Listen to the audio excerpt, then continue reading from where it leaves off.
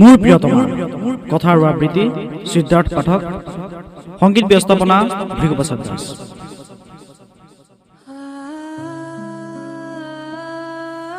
মোৰ প্ৰিয়তমা য'তেই আছা কুশলে থাকা। নিজকে ধিক্কাৰ দি কিয় ভাবো বাৰে বাৰে তোমাৰ কথা। তুমিতো নিষ্ঠুৰ বাবে আন্ধাৰৰ মাজলৈ ঠেলি দিয়ে হাঁহি হাঁহি সুখৰ সন্ধানত তাতৰ ভঙা সপোনৰ মাজত মোৰ জীৱন ঠিকনা হেৰাই গলো। তুমি ডুবাই যোৱা হিয়াৰ গভীৰৰ পৰা গভীৰলৈ আশাবোৰে তোমাক বৰকৈ চিঞৰে।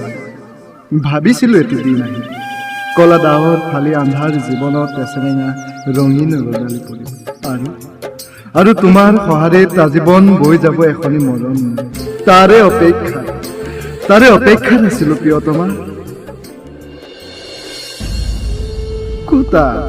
কোটা নাহিলা চোন ঘূৰি। দিনৰ পাছত দিন অপেক্ষা কৰি কৰি ভাগৰি পৰিলো। নাজানো কিয় হৃদয়হীনৰ চিনাকিৰে হেৰাই গলা। কিন্তু মিলন মুহূৰ্তবোৰৰ বাবে সকলোৰে ওচৰত তোৰে জীৱন তুমি মিছলীয়া হৈ গলা।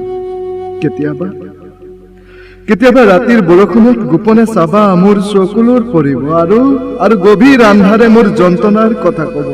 অজানিতে উচুপি নুঠিবা হাঁহি হেৰুৱা জীৱন কিমান বিষাক্ত হয়তো তুমি ভাবিও চোৱা নাই। তোৰে ৰাতিটো বাদেই পুৱাও গাৰুটিতে কেৱল চকুলোৰে। মোৰ প্ৰিয়তমা য'তে আছা কুশলে থাকা তোমাৰ ঠিকনাতে।